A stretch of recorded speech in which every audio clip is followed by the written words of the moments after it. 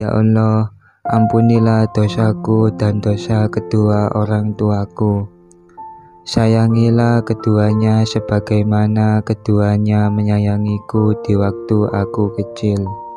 Ya Allah, terimalah dan sampaikanlah pahala Al-Quran yang kami baca, tahlil kami, tasbih kami, istighfar kami, dan sholawat kami kepada Nabi Muhammad SAW sebagai hadiah yang menjadi penyambung, sebagai rahmat yang turun dan sebagai berkah yang menyebar kepada kekasih kami, penolong kami dan buah hati kami, pemuka dan pemimpin kami, yaitu Nabi Muhammad SAW.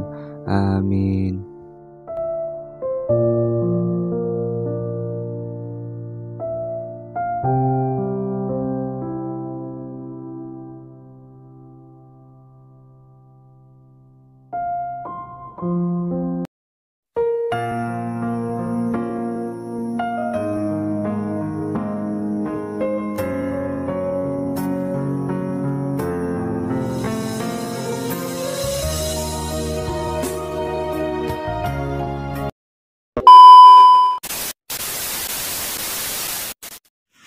Bismillahirrahmanirrahim. Assalamualaikum warahmatullahi wabarakatuh. Alhamdulillahirabbil alamin, wassalatu wassalamu ala asyrafil anbiya'i wal mursalin wa ala alihi wa sahbihi ajma'in, amma ba'du. Baik sahabatku sekalian, marilah kita terlebih dahulu panjatkan puji dan syukur kehadirat Allah Subhanahu wa taala, yang mana di setiap detik dan harinya selalu melimpahkan rahmat dan kasih sayangnya kepada kita semua, sehingga kami tim Lewis Channel masih diberikan kesempatan untuk memberikan sekilas informasi tentang dakwah ziarah kubur. Kali ini tim kami masih berada di kota Gresik ya, dan sekarang sedang berada di makam Syekh Maulana Malik Ibrahim, dan di sini juga bersemayam makam Syekh Maulana Ishaq. Terus ikuti perjalanan kami, baik langsung kita menuju makam beliau. Baik sahabatku, ini kita sudah berada di depan pintu masuk makam Syekh Maulana Malik Ibrahim ya.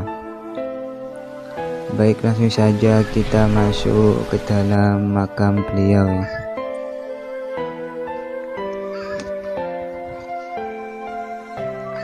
Syekh Maulana Malik Ibrahim dikenal juga dengan sebutan Syekh Maghribi. Meskipun beliau bukan asli orang Jawa, namun beliau telah berjasa kepada masyarakat, karena beliaulah yang mula pertama memasukkan Islam ke tanah Jawa. Sehingga berkat usaha dan jasa beliau, penduduk Pulau Jawa yang kebanyakan masih beragama Hindu dan Buddha di kala itu, akhirnya mulai banyak yang memeluk agama Islam. Adapun dari kalangan orang-orang Hindu, hanya dari kasta-kasta Waisya dan Sudra yang dapat diajak memeluk agama Islam. Sangat ramai para peziarah ya.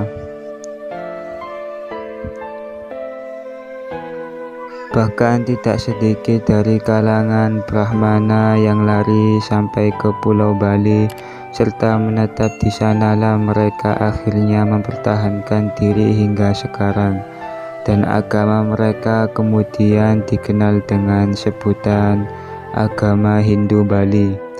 Apabila di kalangan kaum Brahmana dan Ksatria tidak suka masuk Islam, hal itu mudah dimengerti karena bagi mereka tentunya agak berat untuk duduk sejajar bersama dengan kaum Waisya dan Sudra yang selama ini mereka hina. Sudah barang tentu dengan adanya konsepsi Islam yang radikal dan revolusioner dalam bidang sosial, sukar sekali untuk diterima dengan kedua belah tangan terbuka oleh mereka. Sebab bukankah mereka selama ini telah didewa-dewakan, tiba-tiba turun tahta, duduk sama rendah, berdiri sama tinggi dengan bekas hamba sahaya mereka, rakyat jelata yang selama ini telah memuja serta mendewa-dewakan mereka. Sangat ramai para peziarah ya.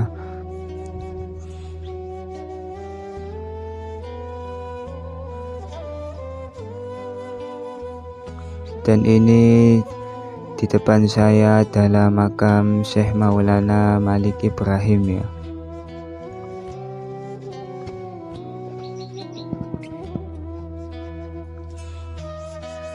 Maulana Malik Ibrahim mulai menyiarkan agama Islam di tanah Jawa ialah di daerah Jawa Timur. Dari sanalah beliau memulai berjuang untuk mengembangkan agama Islam. Adapun caranya, pertama-tama beliau dengan jalan mendekati pergaulan dengan anak negeri dengan budi bahasa yang ramah tamah serta ketinggian akhlak sebagaimana diajarkan oleh Islam. Hal itu senantiasa diperlihatkannya di dalam pergaulan sehari-hari. Beliau tidak menentang secara tajam kepada agama dan kepercayaan hidup dari penduduk asli. Begitu pula beliau tidak menentang secara spontan terhadap adat istiadat yang ada serta berlaku dalam masyarakat kita yang masih memeluk agama Hindu dan Buddha pada kala itu. Melainkan beliau hanya memperlihatkan keindahan dan ketinggian ajaran-ajaran dan didikan yang dibawa oleh Islam. Berkat keramah tamahannya serta budi bahasa beliau dan pergaulannya yang sopan santun, itulah banyak anak negeri yang tertarik masuk ke dalam agama Islam. Untuk mempersiapkan kader umat yang terdidik bagi melanjutkan perjuangan guna menegakkan ajaran-ajaran Islam di tanah air kita, maka dibukakanlah pesantren-pesantren yang merupakan perguruan Islam, tempat mendidik serta menggembleng para siswa sebagai calon mubalik Islam untuk masa depan. Bertambah banyak orang yang masuk Islam, bertambah berat pula tugas dan pekerjaan. Tentu saja orang-orang itu tidak dibiarkan begitu saja. Mereka harus diberi didikan dan penerangan secukupnya sehingga keimanannya menjadi kuat dan keyakinannya menjadi kokoh. Di dalam usaha yang demikian itu, beliau kemudian menerima tawaran dari Raja Negeri Cermin. Raja Cermin itu sangat berhajat untuk mengislamkan Raja Majapahit yang masih beragama Hindu. Seperti ternyata kemudian dari hasil didikannya lah akhirnya tersebar di seluruh penjuru tanah air mubalik Islam yang dengan tiada jemu-jemunya menyiarkan ajaran-ajaran agamanya. Dalam riwayat dikatakan bahwa Maulana Malik Ibrahim itu adalah keturunan dari Zainal Abidin bin Hasan bin Ali. Keterangan ini menurut buku karangan Sir Thomas Stamford Raffles. Sebagaimana diketahui, Stamford Raffles adalah seorang ahli politik Inggris serta bekas letnan gubernur Inggris di tanah Jawa dari tahun 1811 sampai 1816.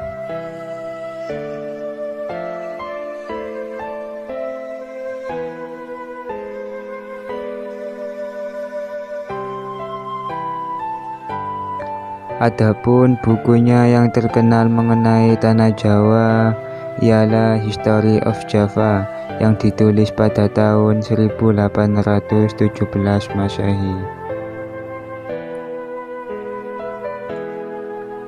Menurut setengah riwayat mengatakan bahwa beliau berasal dari Persia. Bahkan dikatakan Maulana Malik Ibrahim berlibar dengan raja di negeri Cermin. Mengenai letak negeri Cermin ini berselisih para ahli sejarah. Raffles berpendapat bahwa Cermin itu terletak di Hindustan, sedangkan ahli sejarah yang lain mengatakan bahwa letaknya Cermin adalah di Indonesia. Adapun mengenai nama kedua orang tuanya, kapan beliau dilahirkan serta di mana, dalam hal ini belum diketahui dengan pasti. Ada yang mengatakan bahwa beliau berasal dari Kasian atau Persia, bila mana beliau meninggal dunia kalau ditilik dari batu nisan yang terdapat pada makam Maulana Malik Ibrahim di Gresik, terukir sebagai tahun meninggalnya 882 Hijriah atau tahun 1419 Masehi. Di dalam sumber menyebutkan bahwa beliau itu berasal dari Gujarat, India yang rupanya di samping berniaga, beliau juga menyiarkan agama Islam.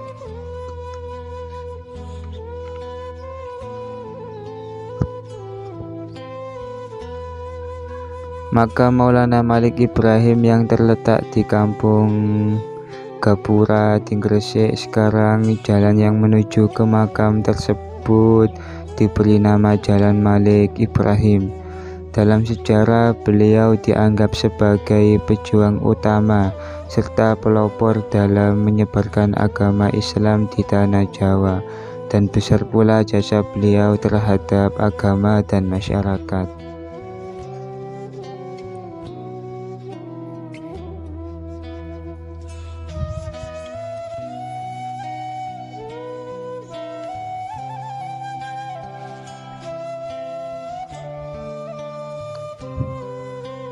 Gresik merupakan kota pelabuhan ternama karena letaknya terlindung oleh Selat Madura dan membelakangi tanah yang subur di bantaran Begawan Solo.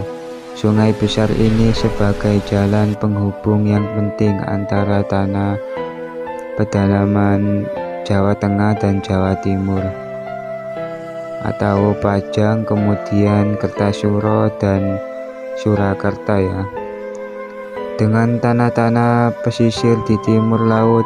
Menurut berita Cina, Gresik didirikan pada paruh kedua abad ke-14 dengan penduduk pertama adalah pelaut dan pedagang. Penyebaran agama Islam di Jawa Timur dimulai di wilayah Gresik dengan bukti arkeologi berupa adanya makam-makam Islam. Data arkeologi menunjukkan sejumlah makam para tokoh syiar Islam seperti Maulana Malik Ibrahim, Sunan Giri, dan Sunan Prapen. Terdapat pula makam tertua yaitu makam Fatimah binti Maimun yang teridentifikasi sebagai makam seorang muslimah di abad ke-11. Pada akhir abad ke-14 diperkirakan Syekh Maulana Malik Ibrahim menginjakkan kaki di Nusantara dengan mengadakan jaringan perdagangan Beliau mulai menyatu dengan warga setempat maupun penguasa daerah Gresik. Syiar Islam pun mulai dilakukan di Gresik. Syekh Maulana Malik Ibrahim atau yang dikenal dengan nama Sunan Gresik mendirikan pondok pesantren dan masjid sebagai tempat untuk mengajarkan agama Islam di daerah Leran. Masa berikutnya, daerah Giri menjadi pusat kerohanian dan politik di Jawa. Kedatuan Giri mulai eksis sekitar dari abad ke-15. Sunan Giri yang merupakan murid Sunan Ampel mendirikan sebuah pesantren yang merupakan cikal bakal Kedatuan Giri. Sunan Giri tampil menjadi penguasa Kedatuan Giri dengan gelar Prabu Satmata atau Sultan Abdul Fakih sejak tahun 1487 sampai 1506 Masehi. Kerajaan Giri selanjutnya dipimpin oleh Raden Paku yang mengangkat dirinya sebagai Raja Pendeta atau sepeninggal atau Raja Ulama ya. Menyebut pesantren sebagai kerajaan ulama Giri Kedatuan tetap eksis sepeninggal Sunan Giri wafat pada tahun 1506. Giri pun ramai didatangi para penguasa beberapa daerah di Nusantara untuk belajar Islam dan strategis politik. Sunan Prapen yang memerintah Giri tahun 1548 sampai 1605 merupakan penguasa Giri yang berjasa dalam membentuk dan memperluas kekuasaan kerajaan Islam di tanah Jawa Tengah dan Jawa Timur maupun sepanjang pantai pulau-pulau Nusantara Timur. Paruh kedua abad ke-16 merupakan masa kemakmuran Giri sebagai pusat peradaban pesiar Islam dan pusat ekspansi Jawa di bidang ekonomi dan politik di Indonesia Timur.